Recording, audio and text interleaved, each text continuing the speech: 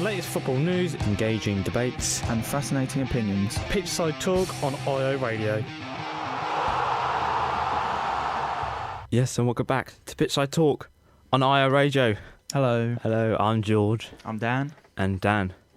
We're at the end. Well, we're not at the end of the show, but it's the last show of the year. It is. It's quite sad, isn't it? We've got a bit of a break. We have got a bit of a break in the most busiest period of all. Yeah.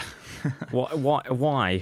Come on. Football doesn't stop. We'll have a break in summer. Yeah. But before I forget to mention, follow us on Twitter, which is talk_pitch. Instagram, talk_pitch. We actually got a post going out in a few minutes, hopefully. We do. Hopefully, if the internet works. Yeah, we'll just touch some wood. Yeah, it's working. And also, follow us on YouTube or subscribe to us on YouTube, because we are releasing the shows as a podcast. Last week's show is up there, so if you missed anything, you can listen back and hear our opinions on absolutely everything about Ipswich Town, Premier League and Champions League, whatever it was.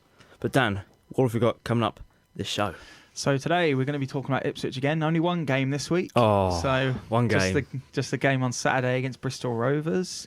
We're going to be talking about the Premier League again and all the games of the weekend, and also Carabao Cup happened yesterday and fixtures today as well. Yes, we've got so much to do, so I think we should just go along with it. Stay up to date with the latest footy news. Pitchside Talk on IO Radio.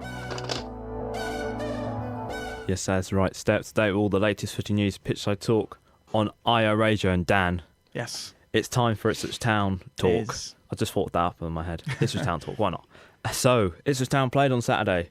Only one game. Yep. It's quite sad, actually. Yeah, we've had 2 games every week for quite a while, haven't we? Yeah, we have. And, they played Bristol Rovers. A big game, we were saying last week. Yeah. Absolutely massive. Have to win. And, they lost. Yeah, we didn't. it didn't go to plan. They lost 2-1. Yeah. All the goals in the first half. Conceded 2 in the first 15 minutes. I can't actually remember. I should actually look this up. 15, 20 minutes. I'm going to quickly look this up. I'm going to do some last-minute improvisation. But That's yeah, not good. I want to ask you, what were your thoughts on the game overall, really? I think the best word to describe the game was frustrating. I think I don't think overall we played that bad. I know at the start of the game, we conceded 2 quite quickly, so we didn't have a great start to the game, and we came back into it. We kind of put on the pressure after about half an hour. We looked like we were going to score, and we did through James Norwood, so that was good. And everyone was hopeful that we were going to, get back into this game. But we couldn't quite get that goal before half time that we wanted. And then the second half, it's just another one of them games that Bristol Rovers, they sit back, let us attack. We can't really get through their defence. They frustrate us constantly throughout the second half. And that happened against Wycombe as well, and against Blackpool, if I remember. Well, Blackpool was down at Iron. Yes. Definitely against Wycombe. So, they knew how to play against us, and we were frustrated, and we couldn't get the goal in the end. You just couldn't get the goal, but before the start of the match, 2 o'clock when the lineups came out, it was, I think, one of the weirdest lineups I've ever seen by Ipswich Town. Yeah, very weird. There wasn't any sort of explanation of why people were playing, but we had 3 strikers on in Jackson, Keane, and Norwood, or somebody described on Twitter, Notwood, as it also corrected. But one of the most strangest ones was Cole Skews at right back. Yes. Well, there was no explanation why he was playing right back, and no Donation, because he wasn't there at all. No. Well, apparently Donation was ill. Yes. Yeah, apparently not after confirmed. The game. Nobody knows. No. But what were your thoughts when you saw this sort of lineup? Because we didn't expect this. No, we didn't. To be honest, when I first saw it, I was like, oh, all 3 strikers, we're really going for this. And I couldn't have been more wrong. I mean, I think that Paul Lambert is kind of to blame for this game, because the system was all wrong. I think, we haven't played our 3 strikers all at once at all this season. Not even once. So to just randomly put all of our strikers on the pitch at one time, it was just out of the blue, really. So obviously that didn't work, and I don't really know I don't know who was on the left, who was on the right. If we weren't really playing anyone on the wings, really. And I think that was a problem. And Scouse at right back, I don't know if he's ever played right back in his career, but not sure about that. I thought if there's no other choice, we know that Wolfenden can play right back. So just put Wolfenden right back and Nsiala in, because I know Nsiala's not very good. Sorry, that's Toto, fine. but that's how it is. But we don't really have any other choices because Chambers is injured, Donatian's out, Kane Vincent Young's out. So I just really don't know why he decided to do that. Why did Kenlock not play? Because he was Kenlock on as the well. bench, but a lot of people. I saw the lineup and I was like, "Well, is Scouse playing centre back then? Yeah, in a back three." yeah. And then I was like, "No, he's playing right back." Yeah. I'm like, "What?" And I think the main problem was Scouse can't get it. He doesn't come forward. So He did every struggle. single time we attacked, we didn't have. We relied on that overlap because Jackson was playing on that right hand side in the first half. And he was trying to get Scouse on that overlap, but he just wasn't coming forward. So we didn't have any wingers.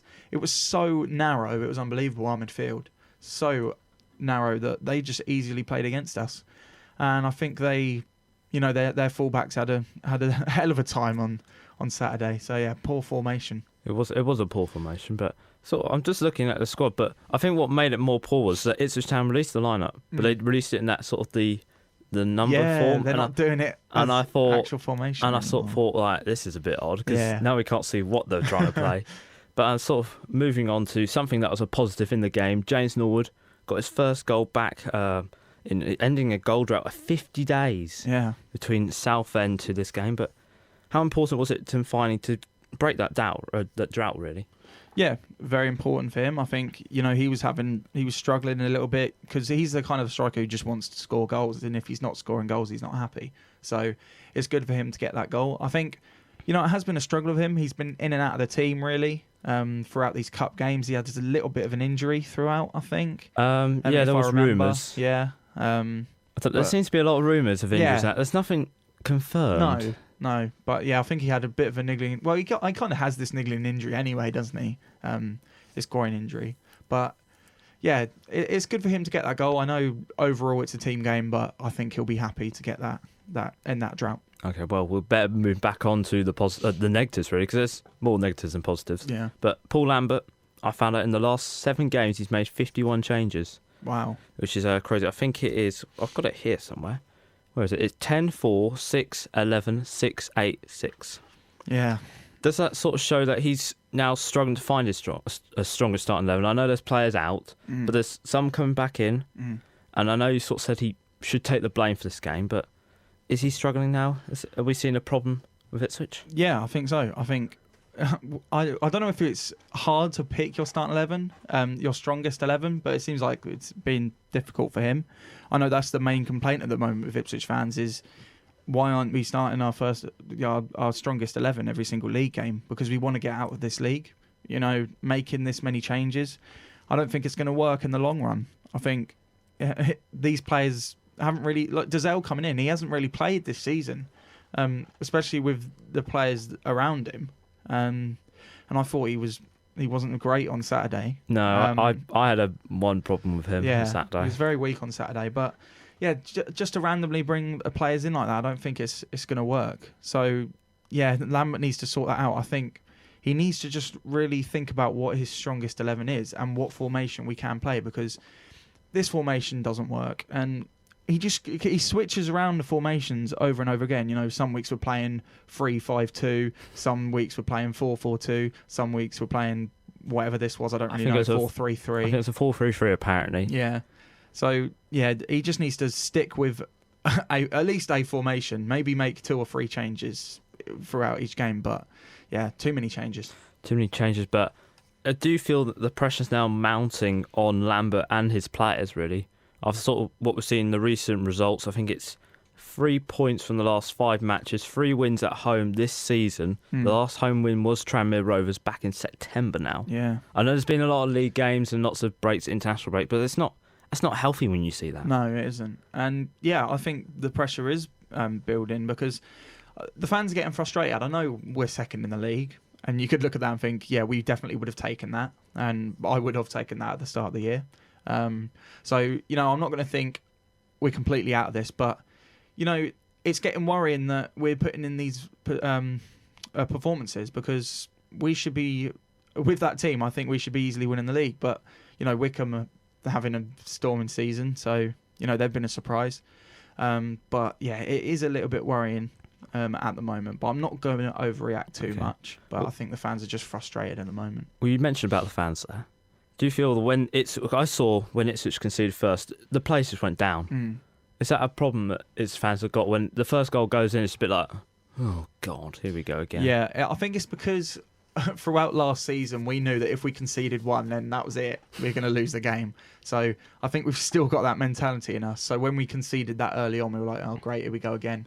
And the atmosphere we know that the atmosphere from the North Stand at least really affects the players, because when we're loud and we're shooting up our end in the second half, we always look like we're going to score. So it really does affect the players. And I think when we conceded that first goal, I think that's what happens. The players' heads went down, and we just looked like conceding again, and that's what happened. Okay, well, we better move on to this Saturday's game. Ipswich travelled down to Portsmouth in a must-win game. Portsmouth are 10th in the league on 28 points. If they win, could go 6th actually.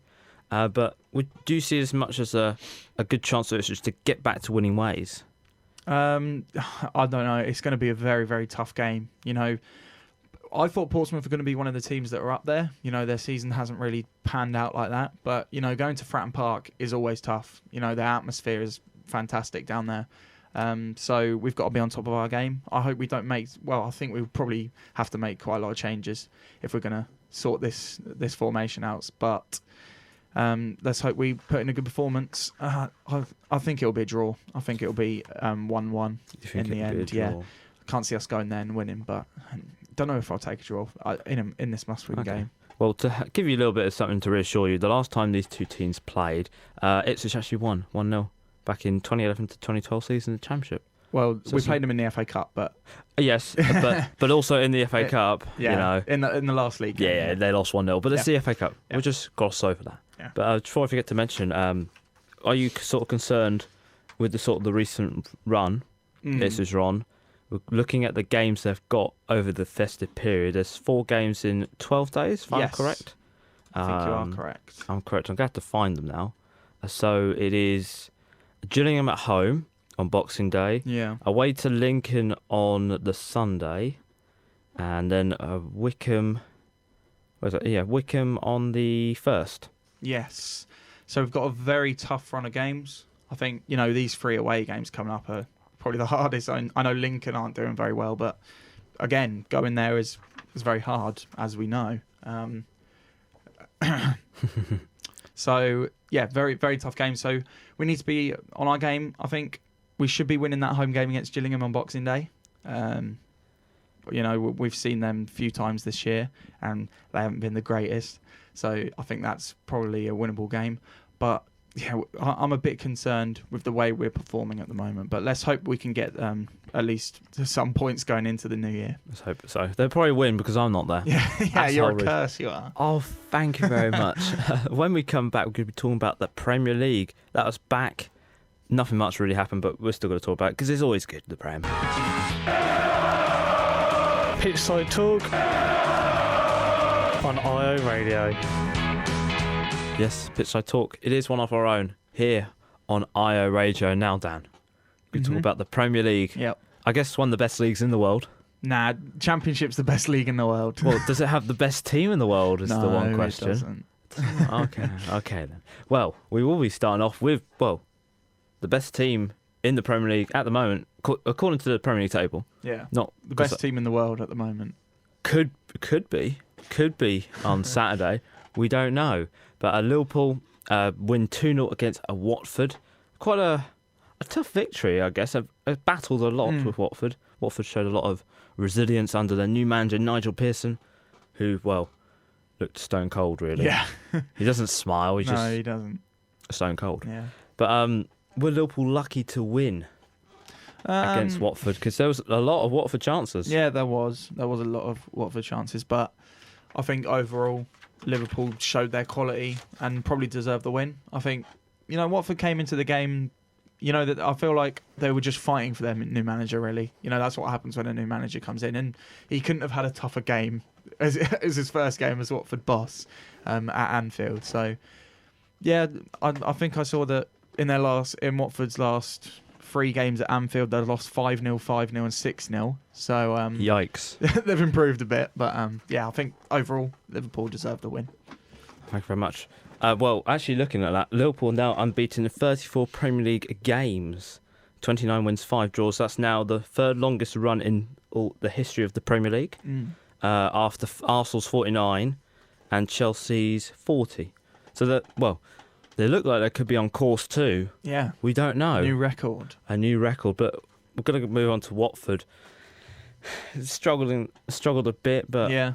in the last 17 Premier League games, they've only won 9 points. And each of the previous teams that have accumulated 9 points or fewer after 17 games have all been relegated.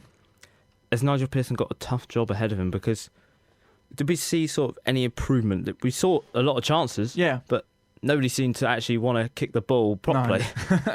No. Obviously Nigel Pearson's got a massive job ahead of him. I think, we know he's good at keeping teams up. He's done it quite a few times in his career before. But I think this is probably the hardest one he's got so far.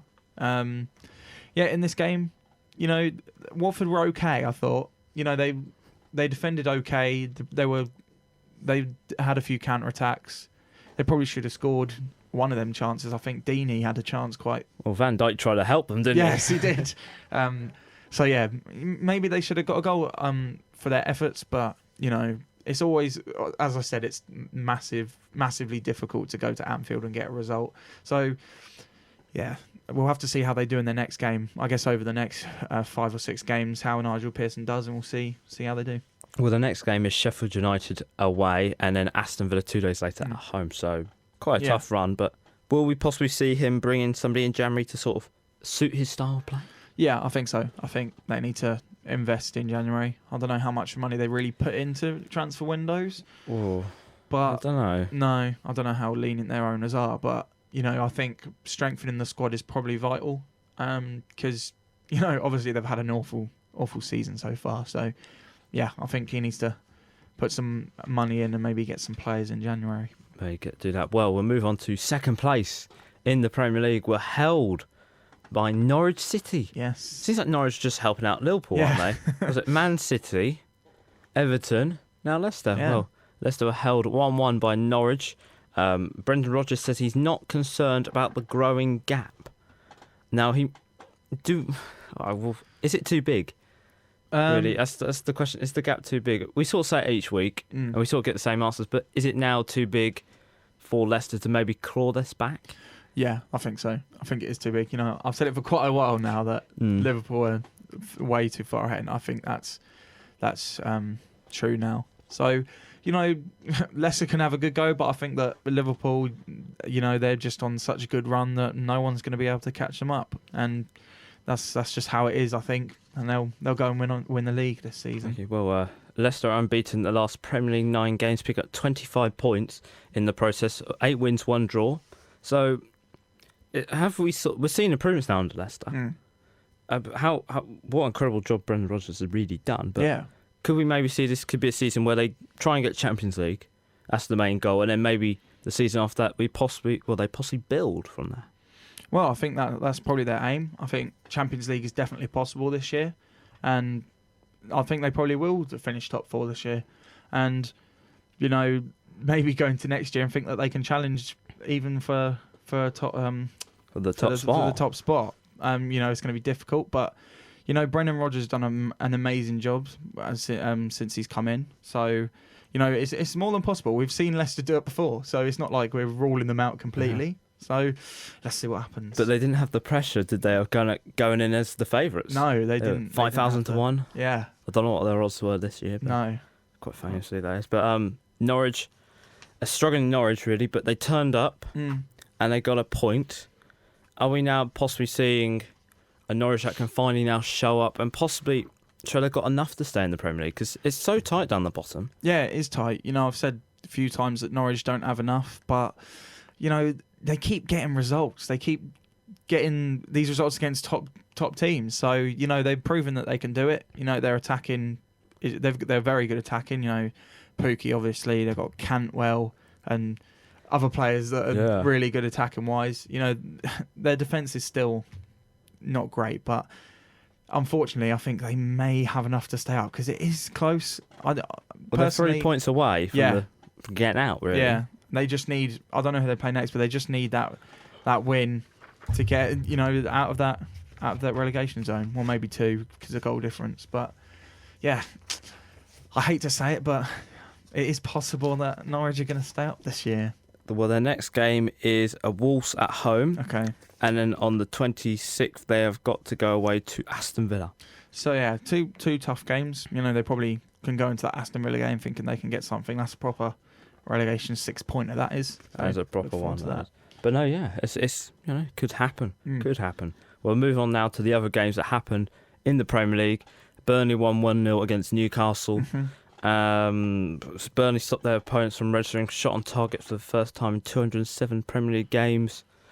It's a bit odd for Burnley, really, isn't it? Because it is. We know how good their defence has been throughout the years in the Premier League. Yes, a team has failed to direct a shot on target on 9 occasions in the Premier League this season. Newcastle have been responsible for 3 of them. Wow.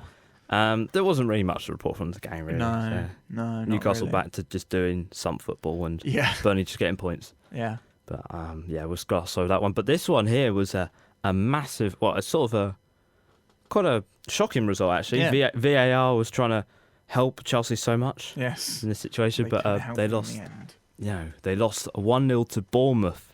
Bournemouth now ended a winless streak of 5 games, which has seen them, plummet down the table at the time. Yeah.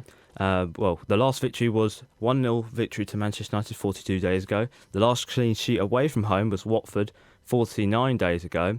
And the last victory away from home was Southampton, which was 85 days ago. Wow. Yes. That's a long time. It is crazy, but are Bournemouth now showing that they can pick up these sort of results? Yeah, I think so. I think that Bournemouth are one of them teams that they always have these poor runs throughout the season, but they always seem to get results. And they can always beat Chelsea, which is a bit of a weird thing. Yes, I think it's 3 wins now out of the 5 times they played at Stamford Bridge. Yeah, that's a bit mad. But yeah, Bournemouth, they got a good VAR decision because, Gosling looked offside, but that was ruled back, which is good from VAR. So yeah, they can get these results. And, every season I think that they have enough to stay up because they've got Eddie Howe, who's a fantastic manager. And they'll stay up this year, I think. But are we now looking at Chelsea? They've lost the last few games now. They're not picking up points. Are we possibly seeing the Chelsea that we wanted to predict at the start of the season now come through? And is this game against Tottenham on Sunday against Jose Mourinho going to be a big match for Frank Lampard? Yeah, I think so. It's going to be a huge match. Can't wait for that one. But yeah, it's getting to that time now when they've got teams, down their necks, Chelsea. If they keep, dropping points, they've got Man United, Wolves and Tottenham all, breathing down their necks. So, and Sheffield United. Yes. Oh, yes. Don't forget about Sheffield United. So yeah, I think they need to just get that run of form sorted because it's going to be a massive game against Tottenham. It's going to be huge. If not, are we talking maybe no top 4 this year for Chelsea? It's hard to say at this point of time because you don't know if Tottenham are going to carry on this form or, Man United. I don't think they have enough. So it's hard to say at this moment in time, but we'll have to see how they do in the next few games. Well, one team that you've got to mention is in the top 4 race, Sheffield United. Yeah. Who would have ever said that? Won 2-0 against Aston Villa. Dave McGoldrick actually got an assist in this game. Yes, he did. He just can't get that goal, Once he scores, the world will stop turning. I'm telling you this now. It's going to happen. Yeah. But Sheffield United on an absolute run, They've only lost 1 the last Premier League 10 of their Premier League games. But after losing, they won 3 out of 5 before that. Aston Villa have lost 6 of the last 8 Premier League games. Yeah, not great form. It's not looking good. But moving on to Sheffield United, what a season they're having. Yeah, this is not a fluke. No, it isn't. And I feel like it's because teams in the Premier League don't know how to play against them. Because they play 3 at the back, they push their 2 centre-backs up as like full-backs, which... which is mad, really. And we sort of see that the players are playing for the club. Yeah. That they're work hard sort of players. They all fit in the system. It's not like one's like, oh yeah, he's out because he can't play in the system. It's just a system that I've never seen used in the Premier League. No. It's a bit random, but obviously it's working, and they're on a fantastic run. Can they stay there for the rest of the year though? That's the question. Do they have enough? I think they could. I think they really can. But if it does all go wrong, I think maybe we're talking 11th or 10th. Yeah, but at the worst. I think they'll take a mid-table finish this year. They've had a good start, but everyone was saying that they're going to be bottom of the league this year. I definitely put them bottom of the league in my predictions. So, yeah, what a run they're having. Well, a team that is struggling at the moment, Aston Villa, as I said, they lost the last 6 of 8 Premier League games, now are down the bottom. Is it worrying times now, Aston Villa? Because they've got Tyrone Mings who's out. Yeah. A lot of their players who they brought in the summer are sort of not gelling as well. There's a few problems, but are they now relegation threat? Yeah, I think so. I think there's a few problems with Villa at the moment. I still do think that their team is good enough to stay up. They've got the quality. We've seen how good Jack Grealish can be. They've got other players as well. Striker Wesley, he came in for 20 million. 20 million. Yeah, he's a decent player. They've got some great players. So it's just. It's a bit strange, really, because I thought Aston Villa would be safe at this point in the season, but obviously now they're in this relegation fight, so they need to, get these results, and we'll see how they do. Yes, nervy times there, but somebody who's had a little bit of pressure relieved off him, Manuel Pellegrini. Yes, his side won against struggling Southampton 1-0. Sebastian Haller scored his first goal in 600 plus minutes. Wow. Yeah, crazy stats. But is the pressure slowly easing off Manuel Pellegrini? Very slightly, because we saw against Chelsea they got a brilliant result. Yeah, lost against Arsenal. Pressure's back on, but they won again. Yeah, and obviously wins are what saves his career. So if he keeps getting these wins, then that's going to relieve some pressure. I think time will only tell with Pellegrini. I said last week that it won't be long until he goes, but if they keep getting wins, then he's gonna stay, isn't he? So they're 4 points off the bottom 3 at the moment, so it's still close, but I think West Ham have enough to stay up this year, and they've got some quality in their side. So I think he's safe for the moment. He's safe for the moment, but a manager, well, I'm not too sure. Might not be safe for the moment. Ralph Hasenhüttl, I think that's how you say his name. Yeah. Well, his side is 18th now in the Premier League. Not looking quite good, is it, for... No, it isn't. Ralph. No, it isn't. Well, looking at the stats, they've conceded at least one goal in the last Premier League 14 Premier League home games. The last time they kept the clean sheet was Fulham, and that was 290 days ago. Wow.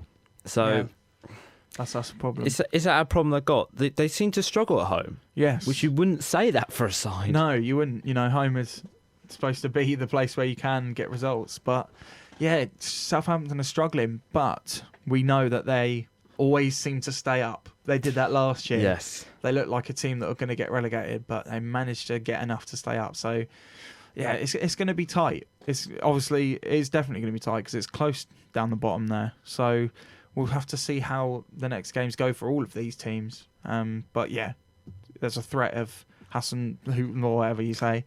Just call him Ralph. Just call him Ralph. There's a threat to his job, definitely. There is a threat to his job. Well, a man who has sort of relieved a bit of pressure on himself, Ole Gunnar Solskjaer. He rescued he didn't rescue a point. His lookalike, or he's going to, probably will be, Mason Greenwood, rescued a point for Manchester United as they drawed 1-1 with Everton, who are on a high with Duncan Ferguson. A man that, when it rains, he doesn't put more layers on, he takes layers off. I don't get it. Let's not just ask him why. But it's quite a funny stat actually about Ferguson. He's won as many points as Marcus Silva did in his first 2 games in charge of Everton. And he's won the same amount of points as Marcus Silva did in his last 5 games as Everton boss. Yeah, that's quite weird stat, isn't it? It's quite weird. But are we seeing maybe an improvement under Everton? And maybe should Everton go and keep Ferguson? We all know there is talks apparently between Carlo Ancelotti and Everton. Yeah. They're sort of stalled for the time being. But Should maybe Ferguson get a chance in the job? Yeah, maybe. I think, they've been getting results since he's taken over. This is a good result at Old Trafford because, Man United, they're on a run at the moment. They've had some good results. So, yeah, why not give him a few more games and see how he does? But I do think if Carlo Ancelotti is in the running, he will probably get the job. But I guess we'll have to see. But, he has had a bit of criticism for what happened in this game. Yes. So, yeah, I don't know. I don't think he'll stay. But, why not give him a chance? What is your opinions on that? Because Moise Kean came on in the 70th minute, I want to say. Let me just double check myself. He came on the 70th minute and he went off 18 minutes later and he walked straight down the tunnel. Yeah. Not very impressed, but did Ferguson sort of make the right decision by taking him off? Because we sort of seen analysis and that he didn't sort of play to how Ferguson wanted him to. Yeah. But is that sort of maybe something like Moise Kean's sort of career at Everton? He's a hot young potential player coming in and he's struggling. Yeah, he is. Maybe it's because he's not used to this English football. I don't know, but yeah, it's.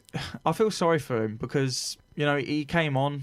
I think he was confused at first. He went and could have played on the left, but Ferguson didn't want to play him there. I saw Jamie Carragher's analysis. Couldn't think of the word. Yeah, there you go. Right. Analysis video of that, and he said, he did okay. He put the effort in, while the time, but he was on the pitch. But in the end, it's the manager's choice, isn't it? Who he wants to play. It's the manager's choice. Yeah.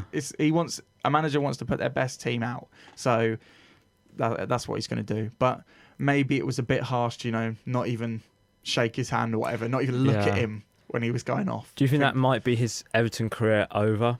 There is talks of him going back to Juventus. His father's even labelled as has been a big mistake in his career. Yeah, I think that's what he's thinking. He hasn't really, done well at Everton at all. He was this big star coming through in Italy. But yeah, this move, it might have ruined his career actually. It depends. He's only 19. Yeah, I know, but poor boy. But that's what happens in football.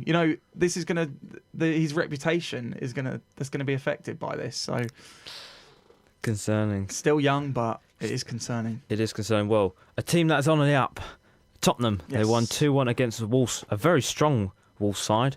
Wolves have now have ended their 11-game unbeaten streak since losing to Chelsea 5-2. Jose Mourinho has now won 2 out of 3 Premier League away games, as many as Pochettino did in 14 occasions. Tottenham, Jose seemed to have fixed them. Yeah. Temporarily. We all know he said there will be improvements. He's seen his side against Bayern Munich, thrashed, really. Yes. But Tottenham seem to have something new to them. Does he seem like he's now fixed this broken away form they had?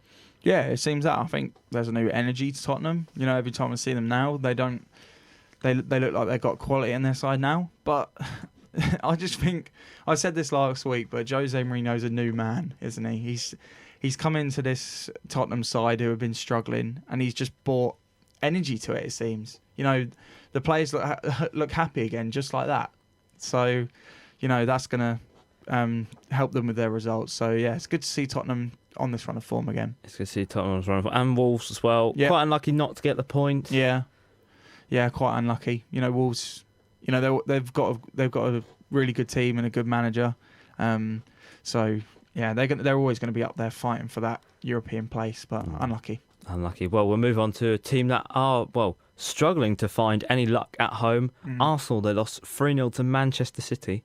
It was quite funny. I was actually watching this game, and I watched the first 30 seconds, and I really thought, oh my God, Arsenal could do this. I really thought this could be a draw or something. A minute later, Kevin De Bruyne goes and scores down the other end. I thought, okay, I should have never thought that. But Arsenal, it's not looking pretty now. No. We saw the stadium was half empty at half time. Yes. Everyone left.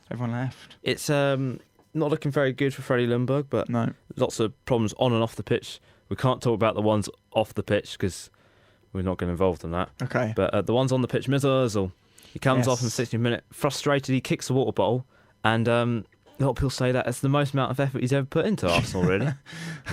But Ozil, is his Arsenal career slowly just coming to a horrible end?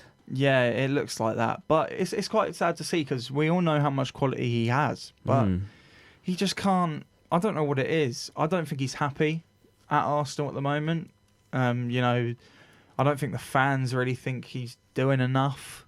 But it is frustrating when you're in a team that aren't doing well, obviously. So, you know, it will affect him as a player. But yeah, it is frustrating because he's a quality player, and I've always said that. But you know, his Arsenal career is not going too well. It's not going too well. But Man City back onto winning ways, asserting their dominance really. Kevin De Bruyne putting in a fine performance.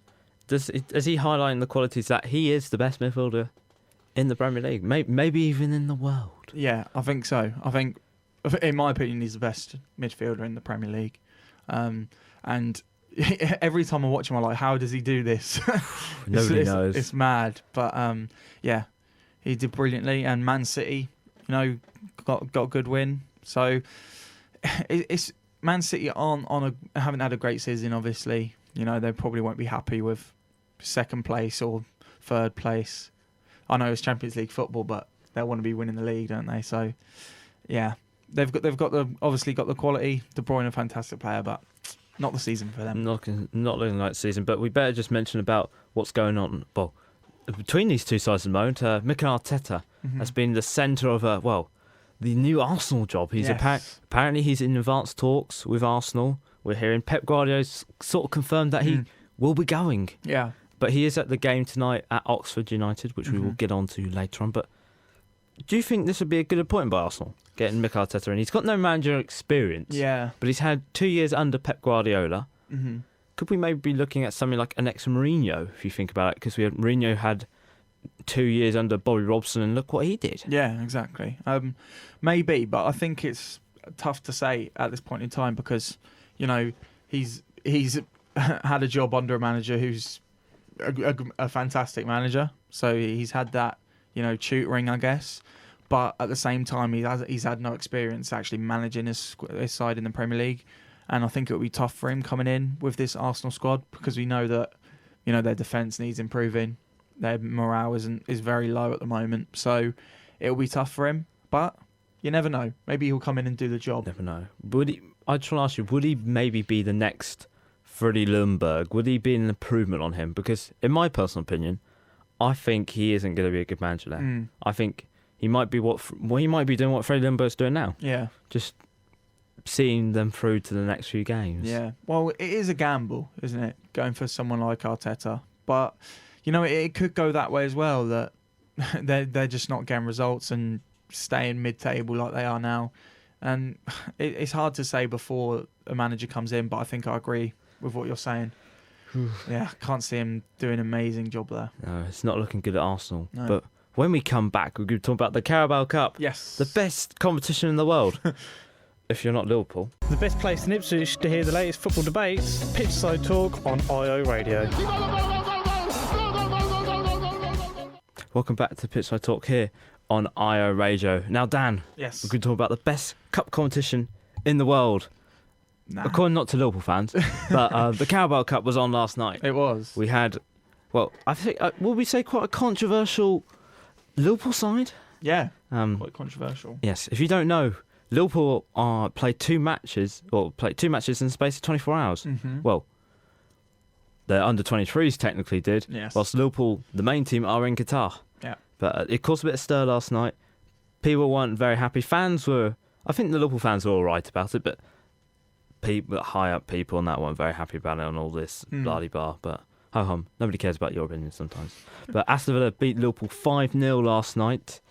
I have to ask you, was this Aston Villa's game to lose from the start? Well, maybe it was. Yeah. Maybe it was. But, you know, they came out and did a job in the end. You know, they're probably expecting to win, seeing the team that Liverpool put out. And, you know, they were 4-0 up by half-time. So they came out and did the job that they needed to do. They did do the job. But Liverpool put out the youngest ever side in club history of 19 years and 183 days, I think I'm correct. Yes, I am correct. But this is Liverpool's biggest defeat since Manchester City in September 2017, which was 5-0 as well. Yeah. But did Liverpool make the right decision by fielding out this young side? Oh, it's hard to say for me. I think, I don't know. I guess it depends what Jurgen Klopp sees as more important, because this is overall this is a League Cup quarter-final, so it's still a big game, but. What I would have done, I think, is, played youngsters and first-team players in both of these games. Yikes. Leave some of the first-team players behind to play this, and then take some to Qatar to play in Qatar. That's what I'd do. But, yeah, overall, it's Jurgen Klopp's choice, and obviously he thinks that he wants to progress in the Club World Cup more than he wants to win the Carabao Cup. Yeah, I think Jurgen Klopp's sort of statement on this was that the club see this playing the Club World Cup will be a sort of an honour for winning the Champions League, and it might only happen once, because it's not every day you win the Champions League 3 times in a row. No, so it might happen once. So I guess they're just gone for that. But was there any youngsters last night that sort of impressed in this Liverpool side? Yeah, I think so. I think when youngsters go into a situation like this, they're going to fight and want to impress for their chance to get in the first team. The first 10 minutes, it looked like they were going to score. My God! Harvey Elliott. He's one of them players that are picked to be really good. He was good last night. I think he's probably. I'm going to be honest. I didn't watch the game, but fair enough. I did, so I know what's going on. Yeah. But there's a few guys. It does say something when one of your squad numbers is 99. Yes, I just realised that. I think that's my favourite number. That is. I'm so happy somebody's taken that number up finally. Some good players in there as well. Obviously, because it's Liverpool Academy. So a few of them players wanted to get through into the first team in the future. Yes, I had to say it's a nice little touch after the game that Dean Smith and John Terry actually went into the Liverpool change room and congratulated the young players, because it was quite a hard task. Yes. These players had not played at this level before. No. We're talking about international level players here, Premier League experience. So they did quite well. I know 5-0 sounds bad, but at the end of the day... Yeah, I think the fans are proud of them. Yeah. Because it's youngsters, so it's not going to be easy going to a team that are playing basically their first team. They did well in the circumstances. I think they can be proud of that. Well, Aston Villa, are they dark horses for this competition? Because the last time they made the semi-finals was 12-13, and they lost to Bradford. Wow. In that, remember them? Yes, I remember them. So maybe Colchester will beat Man United tonight, and then they'll beat Aston Villa as well. Well, that's what we all hope today. But yeah, maybe they are. But it's going to be tough because there's still teams. Man City is still in the competition. Leicester still in it. Man United as well. So it's going to be tough, but. I can't see Villa winning the whole competition, to be honest. Oh, okay. Well, we're going to get onto the games that happen tonight. We've got 3 more games tonight. We're going to start off with Everton Leicester. Yep. Duncan Ferguson wants to make Goodison Park like a bear pit. He does tonight. These two sides have never met in the Carabao Cup, actually. Wow. That's never in the Carabao. They've never met in the Carabao Cup. But Everton, did they stand a good chance against Leicester? Under what Duncan Ferguson's done to them, the last game they won at home was against Chelsea 3-1. Yeah. Could this maybe be a bit more of a tougher game than people expect? Yeah, maybe it will. I think Everton have got a chance to go through tonight. It always seems to be these games that the teams like Everton will probably beat Leicester. If they're playing like, I don't know, Chelsea or something, they'll win it in the quarterfinal of the Carabao Cup. Because, I don't know, I just think these cup competitions aren't as important for bigger clubs anymore, as we saw yesterday. Yes, we did. So... yeah, I think Everton have definitely got a chance to go through tonight. We'll see. We'll see. But these two sides actually have some bad luck in making the semi-finals. The last time Everton made the semi-finals was 07-08. They lost to Chelsea, who won it. Leicester have made the quarter-finals 3 times now in a row, but the last 2 times they lost to Man City twice on penalties. Okay. And haven't got it past the semi-finals since 99-2000. When they actually won the whole thing. Wow. They beat Tranmere Rovers in the final. Well, what a final. I know. Wow. What a final. We'll move on to Oxford Man City. Is this just going to be an easy game for Man City? Not to disrespect Watford. Watford. Oxford. But it's not the FA Cup final again. No. Oxford, but not to disrespect them. This should be a walk in the park for Man City. Yeah, I think so. I think it's going to be very difficult for Oxford to get a result. and there may be an upset, but I can't really see anything but a Man Can't City really win see it. tonight. Well, could we see an upset tonight? The local side too. Well, yeah, a derby. It's a derby. Remember, there's a derby between Ipswich and Colchester. Colchester travel up to Manchester United, rumourly taking 5,000 people with them. Yeah. To play Manchester United. These two sides never played each other in the Carabao Cup before, but could we see an upset on the cards? Really, we nearly saw against Rochdale. Yes, we did. Manchester United lost in Kazakhstan. Yeah. In the Europa League. Could we maybe see it tonight? Nah. Well, Colchester have good form. They've knocked out Crystal Palace and Tottenham. Well, yeah, they have. Albeit what Tottenham was on penalties, but yeah, they still got through. But no, away at Old Trafford, I can't see it happening. It's just such a tough ask. Ipswich went to Old Trafford in this competition in round 3 a couple of years ago. We didn't get through because it was in the cup, but it's massive ask for Colchester tonight. But stranger things have happened. You never know what's going to happen in football. You never know. Yeah. Well, Dan, Man United are going to win. Oh yeah, fair enough. I think they will as well. Well, Dan. Yes. We're at the end. Oh. We're at the end of this year of the show, really. This year. This is the last year. Well, it wasn't the last year. This is the. I hope not. I hope not as well. That's what I'm saying. But this is the last show of the year. We started this back in March, and we're now here. Yes, I can't. It's nearly been a year that we've been doing this. I know, it's mental. It is. We didn't really start off perfectly in the season, did we? We sort of just jumped halfway through the season. Yeah. But I forgot to mention we've got some exciting news happening with the show. Yeah. The show now can be listened to on SoundCloud. I know. So people that are moaning that you can't listen to go on YouTube, well, you've now got SoundCloud. Yes. So you can now listen to the shows on SoundCloud. The first one should be this one, hopefully. Yeah. Let's hope. Touch wood. Touch wood. We're all touch wood right now. There we go. So should be all there. But Dan, I want to say thank you for the whole year. That's all right. Cool. That's all right. It's been a pleasure. I think we'll call it 8 months. Yeah. Should we say thank you to Piers as well? Yes, thank you, Piers. Thank you, Piers. He's actually, I've got there's a little rumour sitting around that he could be on his way in for a little special guest on the show. Little rumour, little birdie. I'm just going to start, leaking details. Yeah. Got to start some sort of rumours about the show. So I want to say thanks for listening to the show for this year. We'll be back on the 8th of January, I want to say. Yep. I want to say. So whatever happens over the Christmas period, we'll forget about that. Yeah. Especially Ipswich Town. But yeah. But yeah, so have a Merry Christmas. Yes, Merry Christmas. A Happy New Year. Hope all your teams do well. Yeah. Apart from Manchester United, Everton and Norwich. Yes, except for them. Yeah, except from them. But no, yeah, so we're going to sing... Well, we're not going to sing you out, but we've got a Christmas song. We're not going to sing you out, but we've got a Christmas song coming up now. So thank you very much, and ciao. See ya. The whistle has been blown for full time. Tune in next week for another jam-packed show.